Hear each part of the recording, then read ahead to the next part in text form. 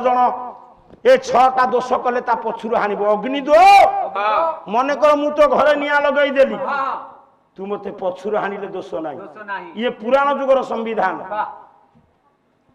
तते मु विष देली तू कौशल रे बंची गलु पछुर हानिले दोष नाही शस्त्र पानी मन कर मु तो गोड़ौची हानिबा तू कौशल रे जदी मते पछुर हानिलु दोष नाही तो धन को मु अपहरण कली पछुर हानिले दोष नाही तो स्त्री की मु अपहरण कली भासु भाई कोन हैला भासु भाई स्त्री की ए मन कर मु तो स्त्री की हरण कली कोन स्त्री की हरण कली तू बहुत पाटी कने तू सुडा बुझी परबु भासु बसे लागे जे मन कर मु तो स्त्री की हरण कली तू मते पछुर हानि दोष नाही तो संपत्ति की लुटी नेली पछुर हानिले दोष नाही रावण कहिला मंदोदरी से दिन पंचवटी रे जेतबेले मर्यादा पुरुषोत्तम नवदुर्बादल कोदंड धारण राम ठाकुर सानुज प्रतिम सौमित्री लक्षण को सहित जनक नंदिनी जानकी वैदेही मैथिली पृथ्वी पुत्री पार्थिवी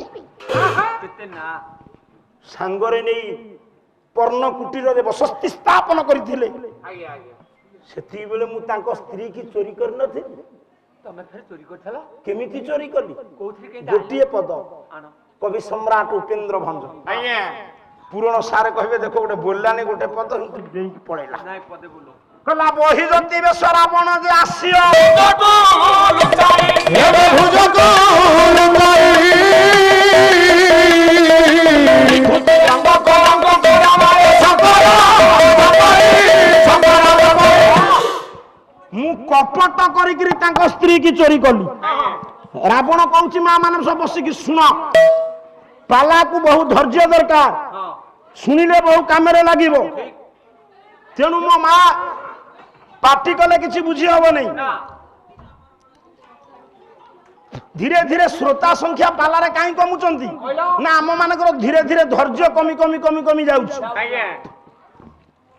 बही जति बेश रावण जे आसियो भुज को लुचाई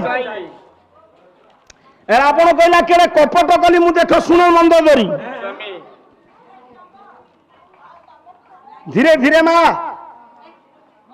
आज पाला सब पार्टी करे चलिबो मोर 20टा हाथ 20टा हाथ 10टा मुंड पुराण जा लिखिछि मु 18टा हाथ को 9टा मुंड को गुप्त करी बस जोड़िया हाथ गोटिया मुंड को धारण करी आसिली विभूति अंग करंक करमाली देहरे विभूति बोली हेली करमाली कहले हाथ रे जो माली करंक कहले कमंडलू रे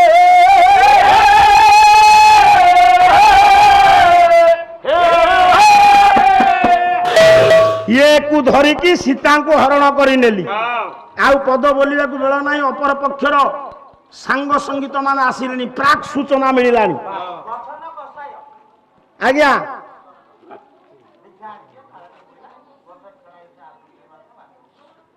आगो सब बोलिबा बसन कसाय भिक्षाणी दियो थारे लेबे हारे मोइला सक्षण ईशासन तो भाषो आसीबो महिला ना महिला कौन बोलुछु कसा वस्त्र पिंधि धीरे धीरे माँ पार्टी करंतिनी माँ तुम्हें 1000 संक्रांति ओषा कर टोके नेका फूल नहीं गदा कर भगवान को कथा सुनिकी तुम्हें पुण्य अर्जन करिवो आमर पुण्य नाही आम यदि टंका न नियंतु पुण्य हुंता टंका न लेला आम पेट पड़ जिवो तेणु ये सुजोग को आपण हाथ छड़ा करंतुनी मु जानी जे मां मानकर लक्षण 10-15 जन बसिला माने से जेमिति हेले तांका भीतर आलोचना हबो तथापि मां माने बसिकी सुन सेठी एतले भिक्षा मागी चंती रावण सीता कोन कहले जानंती बस क्षण ईश्वर आसंतु ए भाषा भाषिण महिला कहले मो ईश्वर आसंतु मु भिक्षा देबी ईश्वर कहिले शिव ईश्वर कहिले स्वामी ईश्वर कहिले लंगल रे रावण सहित तांकर बहु उक्ति प्रत्युक्ति हिच बाबा चामर टिके दे आज्ञा हाउ ମହାଶୟ ହରିବୋଲ ଦେବେ। ଜଗଜ୍ଜୀବନ ପରିଡ଼ା, ଦିଗ୍ବିଜୟ ପରିଡ଼ା, ଜନ୍ମଜୟ ପରିଡ଼ା। ଯାହା ମୁଁ ପରିଡ଼ା ପରିବାରଙ୍କୁ ସାଧୁବାଦ ଦେଉଛି। ସୁନ୍ଦର ସୁନ୍ଦର ନାମ ସେଇ ଜଗଜ୍ଜୀବନ ବାବୁଙ୍କର, ଦିଗ୍ବିଜୟ ବାବୁଙ୍କର, ଜନ୍ମଜୟ ବାବୁଙ୍କର। ହେ ପୁଅ, କଲ୍ୟାଣକାରୀ ହୁଅନ୍ତୁ ନାରାୟଣ, କଲ୍ୟାଣ କଳ୍ପଦ୍ରୁମ ମହାପ୍ରଭୁ ପରିଡ଼ା ପରିବାର ସମସ୍ତ ସଦସ୍ୟଙ୍କର କଲ୍ୟାଣକାରୀ ହୁଅନ୍ତୁ। ପାଲା ପ୍ରତି ଅନ୍ତର୍ଜଗତର ଅହେତୁକ ଭାବ ଥାଉ ବୋଲ ଆନନ୍ଦ ଏକ ବାର। ବାବୁ ସାର୍ ଆଉ ସାରୁକୁ ଗଲେ ଅଡୁଆ ହେଇଯାଉଛି। ସେଇ ହଉଛି ସେଇ ତାରି ଭିତରେ ଅଛି କଣ ରସ। ଏ ବନେ କି ବାସ। ତେଣୁ ପଣ୍ଡିତେ ଇଏ କଲେ ଏଠି କଣ ଶିବ ଆସି ବାସ କଲେଣି? ସେ କହିଲେ ନାଇଁ ଶିବ ଏ ଯୋଉ ଈଶ ନୁହଁ, ସେ ଧବ। ଶେଷରେ ଇଏ କହିଲେ ଧବ, କହିଲେ ଗଛ। ଗଛ କଣ ଯିବା ଆସିବା କଲେ ଆଉ ଗୋଟେ ପଦ ଗାଇ ଦଉଛି। ଏଡେ ରାଗି ଗଲେ ସୀତା କହିଲେ କିରେ ଇଏ ଭିକ୍ଷା ପାଇଁ ଆସି କଣ ଏମିତି କଥାବାର୍ତ୍ତା କରୁଛି? ସେ ସେଠି କହିଲେ ନାଇଁ ନାଇଁ ରାଘବ ଆଇଲେ ଭିକ୍ଷା ଦେବି। ସେ ସେଇଠି କହିଲା ବିଚିତ୍ର ବାଣୀ ଶୁଣିଲା ଦୈତ୍ୟ ଭଣୀ ତୁ ହିଁ ତ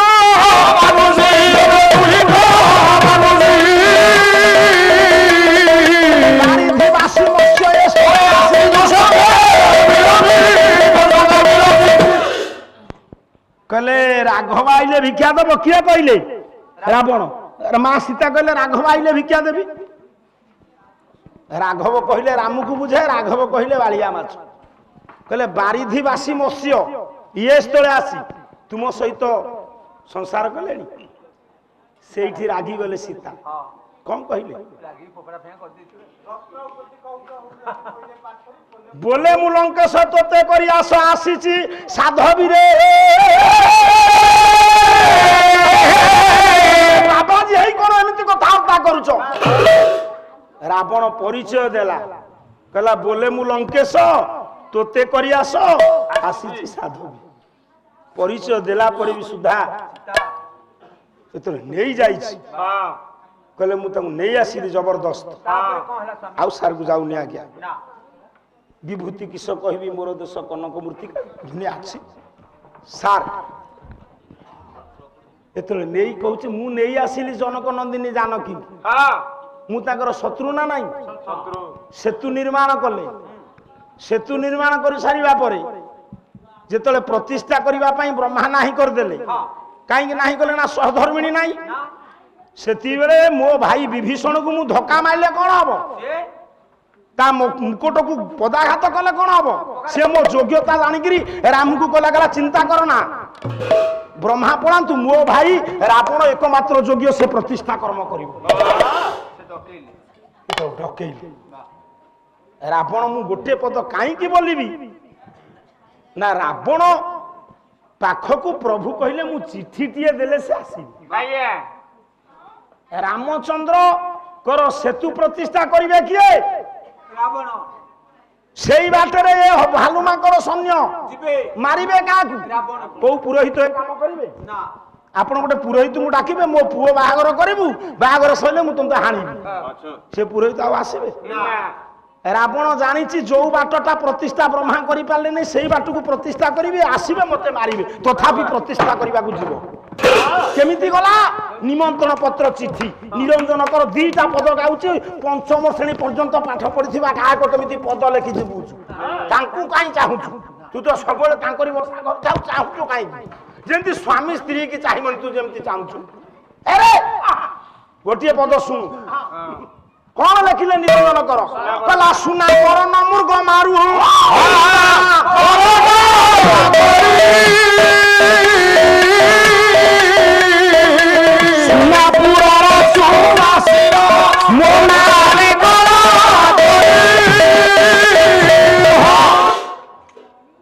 ଆଜି କଣ ଡ୍ରେସ ମିଶୁନାହିଁ? ତାର କୋଉ ଦିନ ମିଶୁଛି? ଆଚ୍ଛା ହଉ ହଉ, କାହିଁ କହିବା, ସେ ମନ ଦୁଃଖ କରିବେ, କଣ ଦରକାର? ନଗଦ ଆମେ ମିଶିଛେ ସେଗୁଡା କହିବା ଉଚିତ ନୁହେଁ।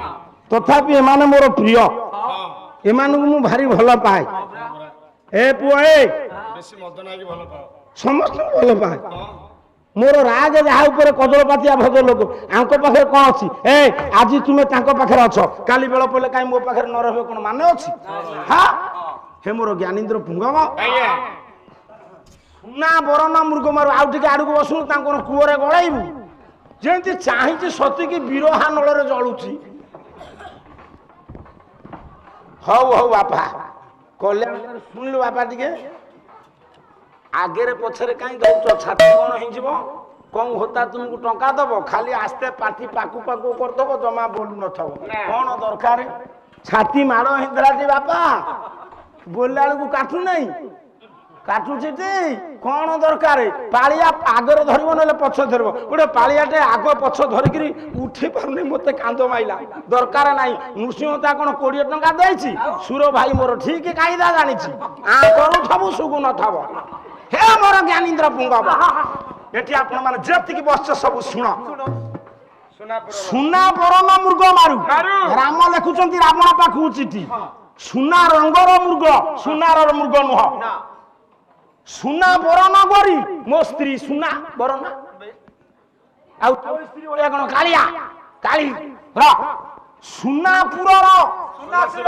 ଲଙ୍କାପୁରର ସୁନାଶିର ରାବଣ ମୋ ନାରୀ କଲା ଚୋରି ରାମ ଲେଖୁଛନ୍ତି ମୁଁ ବର ବର ନା ଖୋଜୁ ଖୋଜୁ ବର ବର ନା ଖୋଜୁ ଖୋଜୁ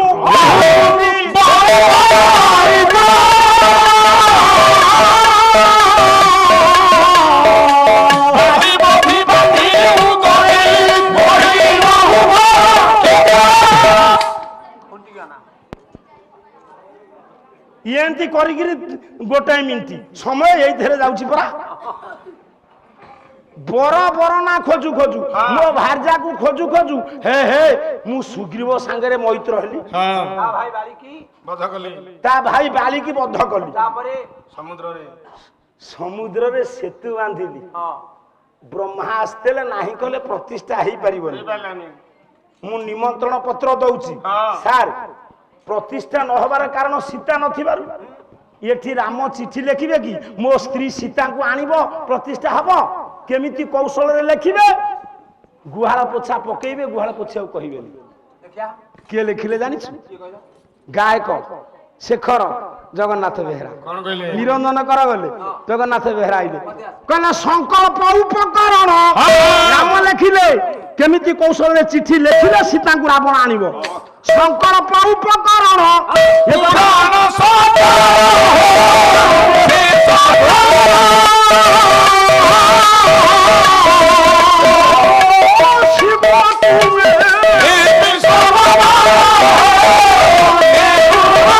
সংকল্প উপকরণକୁ ପୂର୍ଣ୍ଣ କରି ହେ ବିଶ୍ୱବାମାଳ ଶୀଘ୍ର ଆସିବ ଦେବର୍ଷି ନାରଦ ଯେତେବେଳେ ଚିଠି ଟିକି ନେଇ ଦଶଗ୍ରୀବ ରାବଣ ପାଖରେ ପହଞ୍ଚେଇ ଦେଲେ ଚୁପ୍ ହେଇବ ଚିଠି କି ନେଇକି ରାବଣ ବିଚାର କଲେ କଲେ ମୁଁ କେଡ଼େ ଭାଗ୍ୟବାନ ମୁଁ ରାକ୍ଷସ ଜନ୍ମ ଆଜି ସାର୍ଥକ ହେଇଗଲା ଆରେ ମୁଁ ହେବି ସୂର୍ଯ୍ୟ ବଂଶର ପୁରୋହିତ ମୋ ମା ବସିଛି ଅଶୋକ କାନନରେ ମୁଁ ଏ ଚିଠି ଟିକି ନେଇ ଯାଉଛି ମୋ ମା ପାଖରେ ପହଞ୍ଚିବି ଆଖିରେ ଆଖିଏ ଲୁହ ଦଶଗ୍ରୀବ ରାବଣ ରାମଙ୍କ ପ୍ରଦତ୍ତ ପତ୍ର ଧରି ପୁଷ୍ପକ ଯାନକୁ ସଜ କରି ଆଜି ଅଶୋକ କାନନ ଅଭିମୁଖେ ଗମନ କରୁଛି ଗୋଟିଏ ପଦ ନିରଞ୍ଜନ କରଙ୍କର ଗାଇବି ଦି ପ୍ରକାର ଅର୍ଥ ହବ ଅଶୋକ କାନନରେ ରାବଣ ପହଞ୍ଚିବ ଚତୁଃପାର୍ଶ୍ୱରେ ରାକ୍ଷସୀ ମାନେ ଏଢିଛନ୍ତି ଜନକ ନନ୍ଦିନୀ ଜାନକୀ ଗୋଟିଏ ପଦ କଥା କହିବ ବାପା ଗେଡୁଆରେ ଅର୍ଥ ବୁଝିବେ କିଏ ଜାନକୀ ଅନର୍ଥ ବୁଝିବେ ନିରଞ୍ଜନ କର ରାଗ କାମୋଦି ମଜବୁତି କରି ଧର ନ ଧଇଲେ ବି ଚଳିବ ଟିକେ ଟିକେ ଧଇଲେ ହବ ମୁଁ ଆଗରେ ପଛରେ ଧରିବି କିଛି ଚିନ୍ତା ନାହିଁ ଏଇ ମାନଙ୍କୁ ଦେଖିଲା ବେଳେ ମୋର ଦୁଃଖ ଜମା ସେ ଧରି ପାରୁନି ଗଣ ଗଣ ବାହୁଛି ଏଇ ଧରି ଉଠେଇ ଦଉଛନ୍ତି ନା ଭୁଲ ପାଉଛି हे पुओ कहला शोकरे दोषानन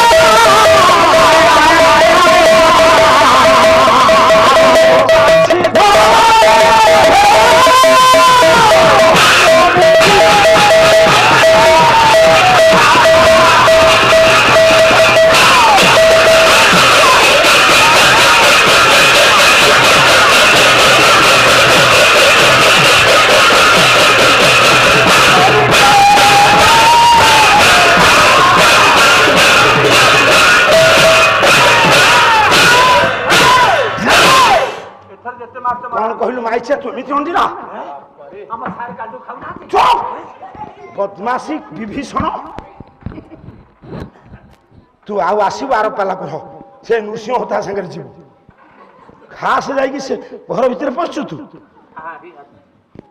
ଯେତିକି ଆପଣ ମାନେ ବସିଛନ୍ତି ଶୁଣନ୍ତୁ ହଜୁରେ ଯେତେବେଳେ ରାବଣ ପହଞ୍ଚିଲା ଅନର୍ଥ ବୁଝିଯିବା ଆଗ ତାପରେ ଅର୍ଥ ଶୋକରେ ଦଶାନନ ସାଜି ପୁଷ୍ପକ ଯାନ ଅଶୋକ କାନନ ବର୍ତ୍ତମାନ କଣ ମାର୍ଗ ସରଣୀ ପଥ ହେଲା ସୀତା ମା ବସିଛନ୍ତି ସେଠିକି ଅଶୋକ କାନନକୁ ନବ ପୁଷ୍ପକ ଯାନ ନାଇଁ ଥୋଇଦେଲା ମା ସେ ପୂଜିଆ ନମସ୍ୟା ପହଞ୍ଚିଲା ଗୋଟିଏ ପଦ କଥା କହିଲା ରାକ୍ଷସୀ ବୁଝିଲା ଅନର୍ଥ କହିଲା ଯାଜା ଏଠୁ ପଳାଇ ରାଜପ୍ରସାଦ ଖାଇ ସାଜିଛ ଚାମୁଣ୍ଡା ପିତୁଳା ଇରେ ମୋରି ରାଜପ୍ରସାଦ ଖାଇ ଏଠି ଚାମୁଣ୍ଡା ପିତୁଳା ସାଜିଛ ଇଏ ମାନବୀ କି କରାଇ ପାରୁନା ପ୍ରଶ୍ନ ଗୋଟେ ମାନବୀଟାକୁ ତୁମେ ପ୍ରଶ୍ନ କରିପାରୁନ ମୋ ବିଷୟରେ କହିକିରି ମୁଁ କେଡେ ବଡ ରାଜ୍ୟର ରାଜା ସୁମନ ସରେ ମୋ ମରଣ ମୁଁ କନ୍ଦର୍ପ ସରରେ ମରି ଯାଉଛି ଭାବନା ଆରାମେ ବସି ଭାବନା ବଗିଚାରେ ବସିଛି ତାଇ ସହିତ ଟିକେ କଳଉତି ପଳଉତି କରିବା ପାଇଁ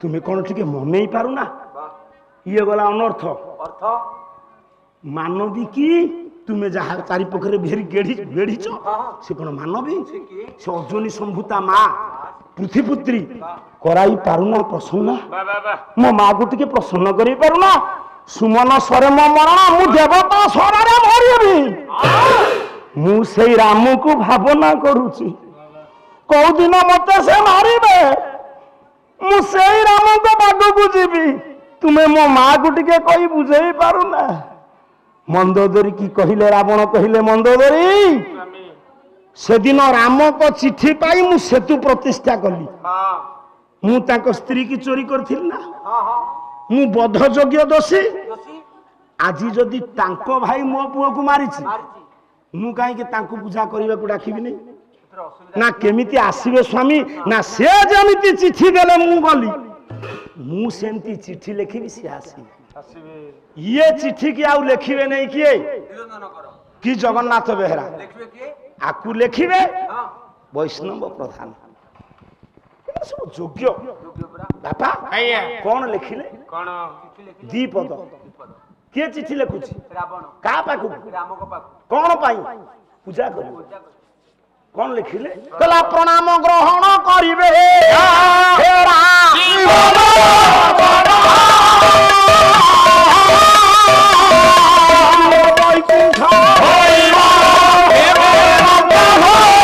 ବାପା ଧନବାଣୀ ରହିଯାରେ ଦ୍ୱିତୀୟ ବୈକୁଣ୍ଠ ହଇବ ମୋ ଲଙ୍କା ଭୁବନ ଇଏ ବ୍ରାହ୍ମଣ ହେଲେ ବି ବ୍ରାହ୍ମଣ ପୁଅ ହିସାବରେ ନମସ୍କାର ରାମକୁ ଜଣାଇ ରାଜା ପୁଅ ହିସାବରେ ଜଣାଇ ଭକ୍ତ ହିସାବରେ ଜଣେଇଛି କଲ୍ୟାଣକାରୀ ନାରାୟଣ ବାପା ଡରିଲେ ମୁଁ ଦି ପଇସା ପାଇବି କେମିତି କଲ୍ୟାଣକାରୀ ହୁଅନ୍ତୁ ନାରାୟଣ ବିଦ୍ୟା ବୁଦ୍ଧି ଦାନ ଦିଅନ୍ତୁ ବୋଲ ଆନନ୍ଦ ଏକବାର ଦେ ବାପା ମନ ଲଗେଇ ବାପା ପାଠ ପଢ ହଉ ହଉ ପ୍ରଭୁ ଯା କଲ୍ୟାଣକାରୀ ହୁଅନ୍ତୁ ପ୍ରଭୁ ଆଉ ଯିଏ ଯେମିତି ଅଛ ଦେଇଦିଅ କାହିଁ ତାକୁ ଦବ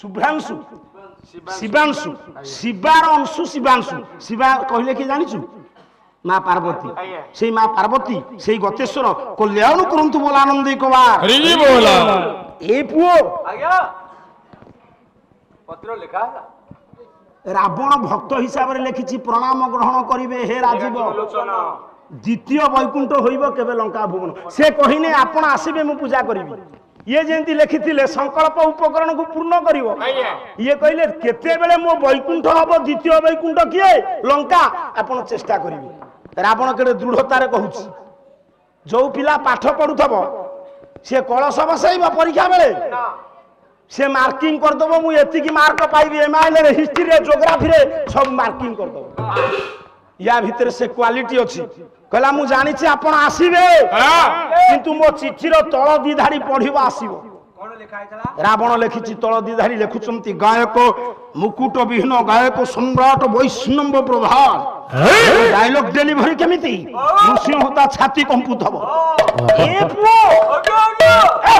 तू यात्रा पाट रे थालु करे तर आ गोटिए पद कोन लिखिले कला न आनिब संगे काहाकू आनिब संगे काहाकू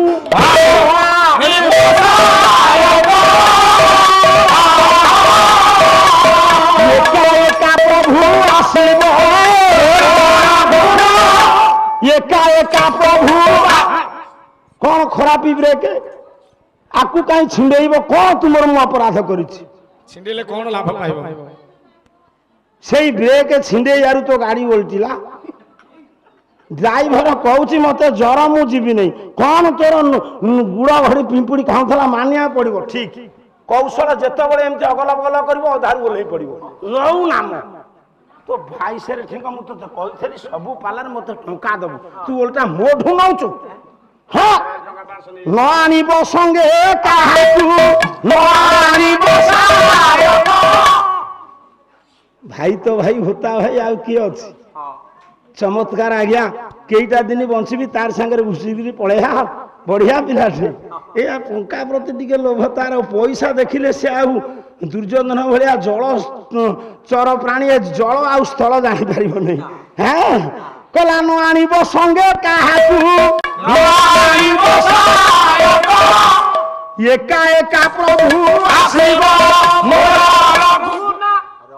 कोड़े टंका थोड़ी दे बसार ना एठे कोड देबे एका एका प्रभु आसीब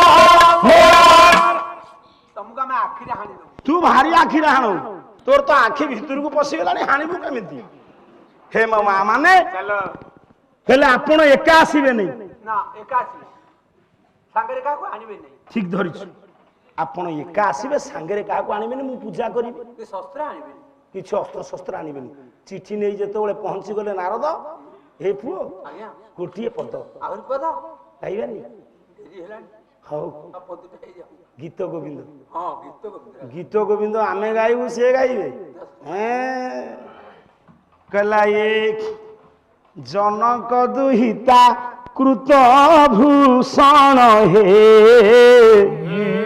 जित दूषण जित दूषण अमर समित दश कंठ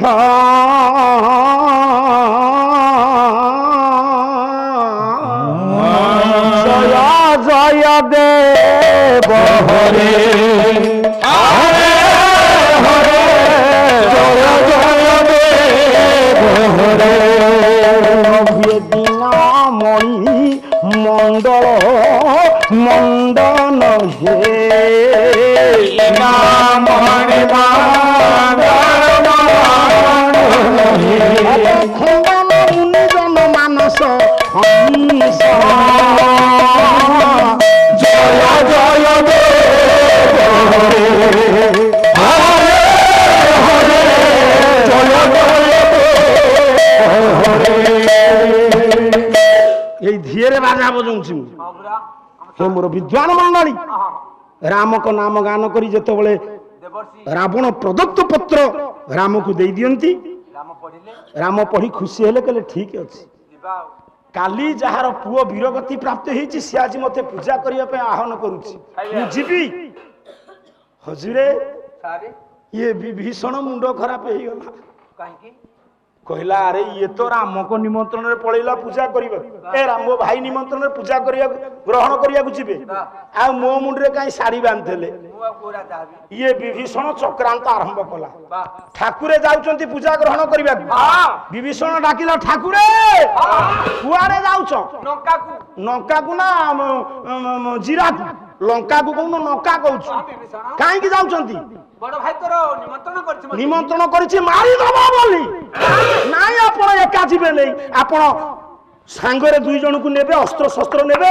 ଯଦି ଭଲରେ ପୂଜା କଲା ସେ ଦୁଇ ଜଣ ଫେରି ଆସିବେ ମନ୍ଦ ଉପୁଜିଲା ଆପଣଙ୍କୁ ସେ ସୁରକ୍ଷା ଦେବେ କିନ୍ତୁ ଲେଖିଛି ଏକା ଯିବାକୁ ସେ ସୂକ୍ଷ୍ମ ରୂପରେ ଯିବେ ବାୟୁ ରୂପରେ ଯିବେ ଯୋଉ ଦି ଜଣ ମୋ ଭାଇ ଜାଣିପାରିବନି ତାହେଲେ ଦି ଜଣ ଯିବେ ଯୋଉ ସେ କୋଉଠୁ ଆସିବେ ଆପଣଙ୍କ ପାଖରେ ଅଛନ୍ତି କିଏ ଆପଣଙ୍କ ସାନ ଭାଇ ହଁ ଲକ୍ଷ୍ମଣ ଠାକୁର ଆଚ୍ଛା ଲକ୍ଷ୍ୟା ଦ୍ୱିତୀୟରେ ନଖିଆ ଧାନ କାଟିବାକୁ ଯିବନି ଦ୍ୱିତୀୟରେ କିଏ ଯିବ ଆଉ ଜଣେ ସେ କିଏ କଲା ରାମ ଦୂତ ଅତୁଲିତ ବଲ ଧାମା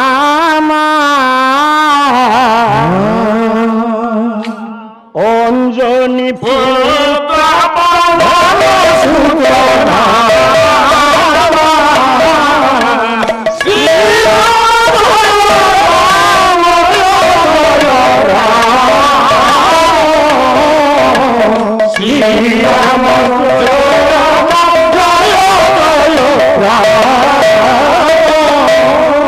হনুমান এবং লক্ষণ যাবে ক্ষমা করবে সার সময় হয়ে গলানি হনুমান লক্ষণ দুই জন যাইছন্তি যেতবেলে পূজা কাম সারি দেইছে কে ରାବଣ রাবণ আখি লুহরে পূজা করিছি ବା পূজা সরিবা পরে বাহার কলা চন্দ্রহাস খড়গ এতলে চন্দ্রহাস খড়গ বাহার করিছি সে কাইকি চন্দ্রহাস খড়গ বাহার কলা না সে জানিছি ভগবান মতে অবিশ্বাস করি লক্ষণ হনুমান আনিছন্তি চন্দ্রহাস খড়গ উত্তোলন কলে ইয়ে সূক্ষ্ম রূপ স্থূল রূপক ধারণ করিবে চন্দ্রহাস খড়গ উত্তোলন করিছি লক্ষণ হনুমান দুই পটে তৈয়ার হয়ে গেল ফিঙ্গি দেলা চন্দ্রহাস খড়গ কলা ঠাকুরে ମୁଁ ଏଇଥିପାଇଁ ଚନ୍ଦ୍ରହାସ ଖଡଗ ଉତ୍ତୋଳନ କରିଥିଲି ଆପଣଙ୍କର ମୋ ଉପରେ ଏଡେ ବଡ ଅବିଶ୍ୱାସ ମୁଁ ସେତୁ ପ୍ରତିଷ୍ଠା କରିବାକୁ ଗଲାବେଳେ କାହାକୁ ସାଙ୍ଗରେ ନେଇଛି ମୁଁ ଆପଣଙ୍କୁ ପୂଜା କରିବା ପାଇଁ ନିମନ୍ତ୍ରଣ କଲି କାଳେ ମୁଁ ଆପଣଙ୍କୁ ମାରିଦେବି ବୋଲି ଆପଣ ଆପଣଙ୍କ ଭାଇ ଆଉ ଦୂତକୁ ଆଣିକି ଆସିଛନ୍ତି ଇଏ ପୁଣି ମତେ ହାଣି ଦେବା ପାଇଁ ପ୍ରସ୍ତୁତି ହେଲା ବେଳେ ଆପଣ ଦି ଜଣ ନୀରବ ହେ ପିଲେ 90 ବର୍ଷର ବୁଢା ବାପା ଗାଁରେ ବଞ୍ଚିଥବ ତା ପୁଅକୁ ଯଦି ଆକ୍ରମଣ କଲେ ବୁଢା ସମାଳି ହବ ବୁଢୀ ସମାଳି ହବ ଶାସ୍ତ୍ର କଣ କହିଛି ମା କୋରେ ପୁଅ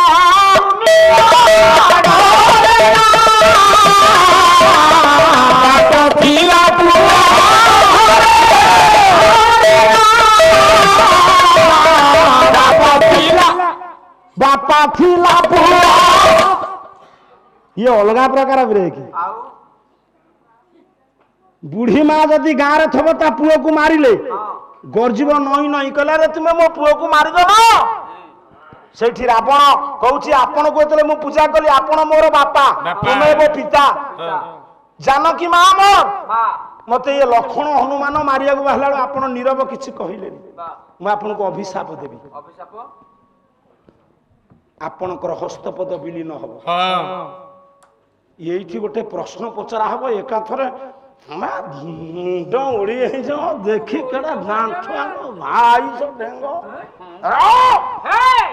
ଅଭିଶାପ ଦେଲା ରାବଣ କଣ ଦେଲା କହିଲା ଆପଣଙ୍କର ହସ୍ତପଦ ବିଲୀନ ହବ ଆପଣ ହେଇଛନ୍ତି ବିଶ୍ୱାସଘାତ ହଁ ମିତ୍ରଦ୍ରୋହୀ କୃତଘ୍ନ ଯେ ବିଶ୍ୱାସଘାତକ ଏ ନର ନରକେ ଯେମିତି ଯାବତ୍ ଚନ୍ଦ୍ର ଦିବା ଯେ ପର୍ଯ୍ୟନ୍ତ ବ୍ଯୋମମଣ୍ଡଳରେ ସୂର୍ଯ୍ୟ ଚନ୍ଦ୍ର ଥିବେ ମିତ୍ରଦ୍ରୋହୀ କୃତଘ୍ନ ବିଶ୍ୱାସଘାତକ ନର୍କରେ ପଡିବେ ମୁଁ ଆପଣଙ୍କୁ ନର୍କରେ ପଡିବା କଥା କହୁନି ନା ହବ କହ ଆପଣ ଆଜି ଅନ୍ୟାୟ କରିଛନ୍ତି ଭକ୍ତ ପାଇଁ ଆପଣଙ୍କ ହସ୍ତପଦ ବିଲୀନ ହବ ହବ ରାମ ଠାକୁର କହିଲେ ମୁଁ ତୁମ ଏ ପୁଅ ସ୍ୱାଗତ କରୁଛି ତୁମ ଅଭିଶାପ ଫଳବତୀ ହବ କଳି ଯୁଗରେ ଦ୍ୱାପର ଯୁଗରେ ବହୁତ ଅପ୍ରକଟ ଲୀଳା ପ୍ରକଟିତ ହେବା ପାଇଁ ଡାକି ଅଛି ମୁଁ କଳି ଯୁଗରେ ହେବି ସାନ ଭାଇ, ସାନ ଭାଇ ମୋ ସାନ ଭାଇ ହବ ବଡ ଭାଇ ବଳଭଦ୍ର, ମୁଁ ହେବି ଜଗନ୍ନାଥ, ଜଗନ୍ନାଥ ମୋ ସ୍ତ୍ରୀ ସୀତା ହେବେ ମା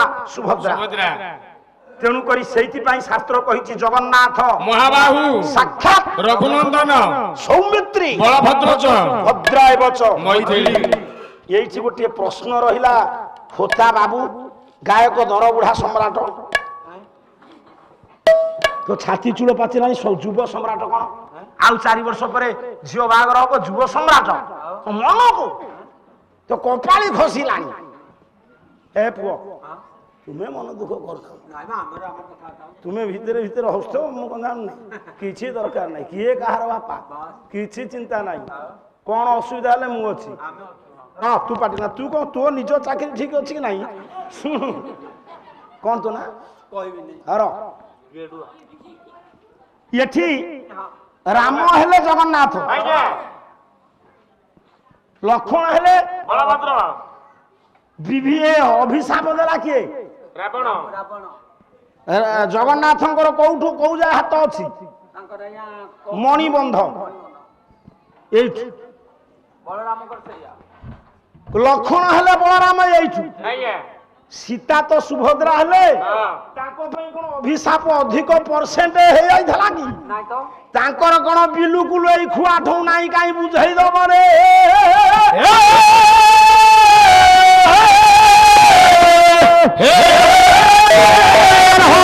ତିନି ଜଣକୁ ସମାନ।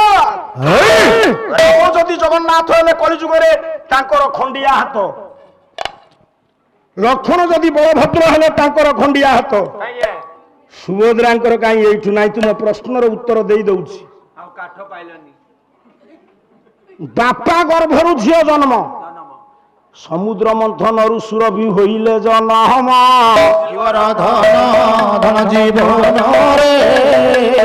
ସମୁଦ୍ର ପୂଜାରେ ପୁଣି ଅର୍ଘ୍ୟ କ୍ଷୀର ଦାନ, ସମୁଦ୍ର ମନ୍ଥନରୁ ସୃଷ୍ଟି ହେଲେ କାମଧେନୁ ସୁରଭି, ସେଇ କାମଧେନୁ ସୁରଭିର କ୍ଷୀରରେ ମାଙ୍ଗଳିକ କାର୍ଯ୍ୟକ୍ରମ ହେଲା ବେଳେ ଏ ପିଲେ ସମୁଦ୍ରକୁ ପଣ୍ଡିତେ କ୍ଷୀର ଦ୍ୱାରା ବନ୍ଦନା କରାଯାଏ। ବାପା ହେଲେ ବରୁଣ, ସୃଷ୍ଟି ହେଲେ କାମଧେନୁ ସୁରଭି, ଅର୍ଘ୍ୟ ଦେଲେ ସେଇ କ୍ଷୀରରେ ହେଲା। ଆଉ ଗୋଟେ ବାପା ଠୁରୁ ଆଉ ଗୋଟେ ଝିଅ ଜନ୍ମ, ସୂର୍ଯ୍ୟଙ୍କର ଝିଅ ହେଲେ କିଏ? ଯମୁନା। କ୍ଷୀର କହିଲେ ପୟ କହିଲେ କ୍ଷୀର, ପୟ କହିଲେ ଜଳ। ସୂର୍ଯ୍ୟଙ୍କଠୁ ଜନ୍ମ ନେଲେ କିଏ? ଯମୁନା। ଯମୁନାର ତାତ ଏ ସୃଷ୍ଟି ବସ୍ତାନ କର ବସ୍ତାନ। ଯମୁନାର ତାତ କିଏ? ସୂର୍ଯ୍ୟ। ଯମୁନା ନଦୀରେ ପାଣି ଅର୍ଘ୍ୟ ଦେଇକିରି ପଣ୍ଡିତେ ସୂର୍ଯ୍ୟଙ୍କୁ ପୂଜା ହୁଏନି, ତେଣୁକରି ପୟ କହିଲେ ଜଳ, କହିଲେ କ୍ଷୀର। ମୁଁ ଏ ଦିଟା କଥା ଜାଣିଛି କହିଲି।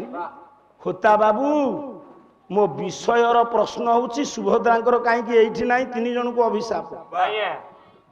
ଆଉ ଗୋଟେ ଯେମିତି ଅକଳିଆ ପ୍ରଶ୍ନ ମତେ ପଚାରିଲା, ମୁଁ ସେମିତି ପଚାରୁଛି। ଗୋଟିଏ ନାରୀ ସତ୍ୟ ଯୁଗରୁ କଳି ଯୁଗ ଯାଏ କାନ୍ଦୁଛି। ର ପୁଅ ନାରଦ ପଚାରିଲେ, କହିଲେ ମା କାହିଁ କାନ୍ଦୁଛୁ? ନା ମୋର ଯୋଉ ଦୁଃଖ, ସେ ଦୁଃଖ ଇଏ ବିଶ୍ୱରେ କୋଉ ନାରୀ ଭାଗ୍ୟରେ ନାହିଁ। ନା କଣ ଦୁଃଖ? ନା ମୁଁ ମୋ ବାପା ଗର୍ଭରୁ, ବାପା ଉରସରୁ ଜନ୍ମ। ମୁଁ ଦିନେ ଚିନ୍ତା କଲି ମୋ ବାପା ମତେ ଭଲ ଘର ଭଲ ବର ଦେଖି ବାହା ଦେବେ, କିନ୍ତୁ ମୋ ମା ଟିକେ ଶୁଣ ପ୍ରଶ୍ନଟା। ହେଲେ ମୋର ଯେତେବେଳେ ଯୌବନ ଆସିଲା, ମଦନ ବାବୁ ତୁମେ ଶୁଣୁଥା, ମୋର ଯେତେବେଳେ ଯୌବନ ଆସିଲା ମୁଁ କଣ କଲି? ବିଚାର କଲି, ବୋଲେ କୌଣସି ଦିବ୍ୟ ପୁରୁଷର ସ୍ତ୍ରୀ ହେବି। ମୋ ବାପା ନିଜେ ମୋ ରୂପକୁ ଦେଖି କାମରେ ବିହଳିତ ହୋଇ ମୋ ସହିତ ପ୍ରେମ କଲେ। ମୋ ବାପା ଉରସରୁ ମୋ ଗର୍ଭରୁ ଗୋଟେ ପୁଅ ଜନ୍ମ ନେଲା। ସେ ପୁଅକୁ ଦିନେ ଲାଳନ ପାଳନ କଲି, ବଡ କଲି। ମୁଁ କହିଲି ବୋହୁ ଆଣିବି, ଭଲରେ ଦିନ ଯିବ। ଏମିତି ଗୋଟିଏ ଦୁର୍ବିପାକ ମୋ ଭାଗ୍ୟରେ, ଭାଗ୍ୟର ବିଡମ୍ବନା। ସେ ପୁଅ ର ଯେତେବେଳେ ଯୌବନ ଆସିଲା, ସେ ପୁଅ ବି ମୋ ସାଙ୍ଗରେ ପ୍ରେମ କଲା।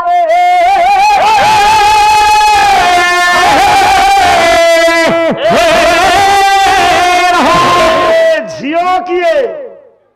ସିଏ ବାପା କିଏ ସେ ପୁଅ କିଏ ହେ ମୋ ଭାଇଟା ପରା ଏଇ ତକ ଟିକେ କହିଦବ ସିଏ ହଁ ହଁ ସିଏ ମା କିଏ ସେ ପୁଅ କିଏ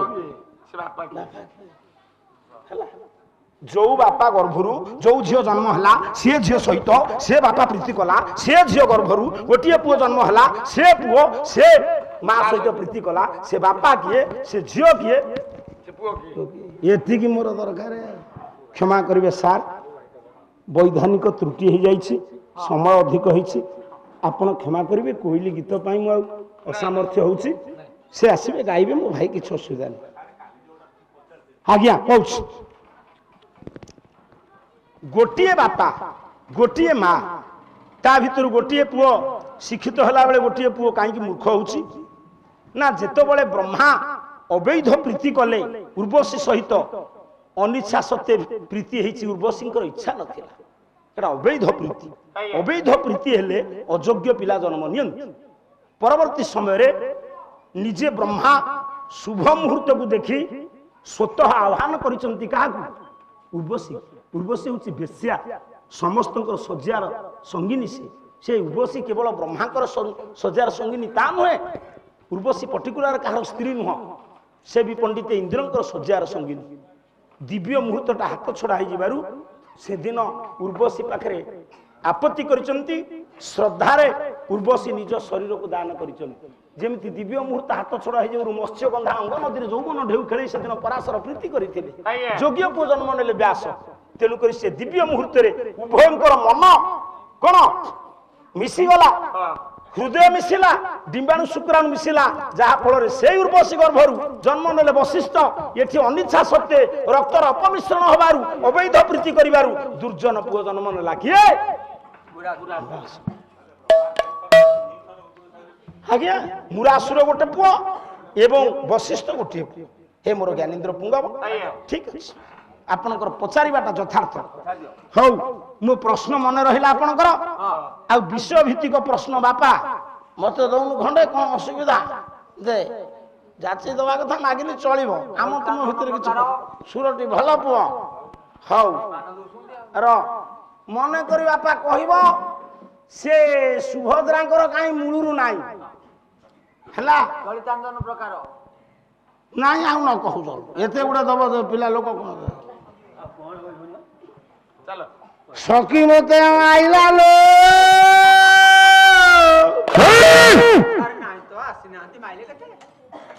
ସଖୀ ମତେ ଆଇଲା लो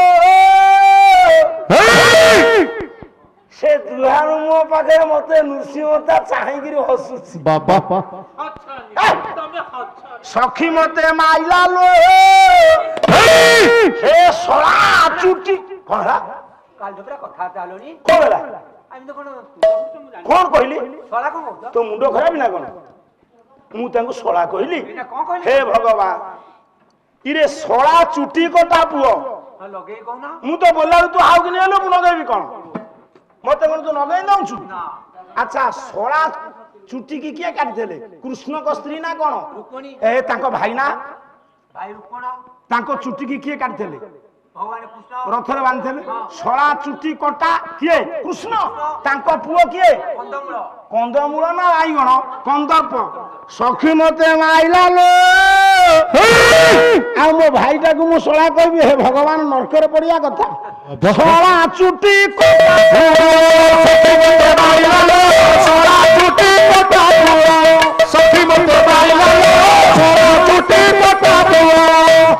ଇଏ ଭଲ ନୁହଁ ଏ ବଢିଆ ହଉଛି ସେଦିନ ଯମୁନା ଘାଟେ ସେଦିନ ଯମୁନା ଘାଟେ ଯମୁନା ଘାଟେ ସେଦିନ ଯମୁନା ଘାଟେ ମୋପଣ ତ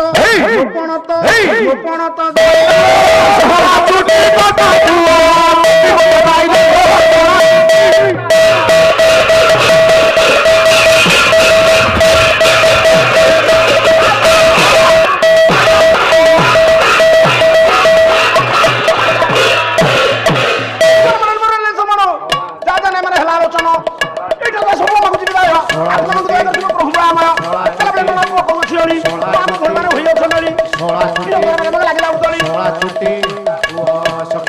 ଯେଉଁଠୁ ଛାଡ଼ିଲି ସେଇଠୁ ନୃସିଂହ ହତା କରିବେ କହୁଛି ଅଳି ଗଲାବେଳେ ନନା ପୁଅ କରି ନିବେଦନ ଜଗବସ୍ତିପୁର ବିଦ୍ୟାର ମଣ୍ଡନ ସମସ୍ତଙ୍କୁ ଅନୁରୋଧ କରୁଅଛି ମୁଇଁ ହରିବୋଲ ସଙ୍ଗତରେ ହୁଳ ହୁଳି କର ପାରି ଦିଅ ଭାଇ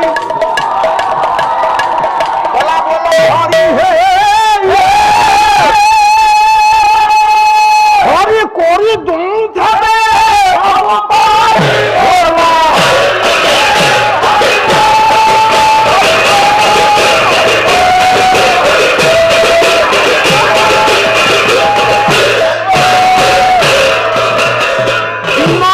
ସଂରକ୍ଷଣ ଆନନ୍ଦ ସାଗର ହୋଇଗଲେ ହୁଏ ହୁଏ ଆଉ ଏ ବିଶ୍ୱ ଦୁଃଖ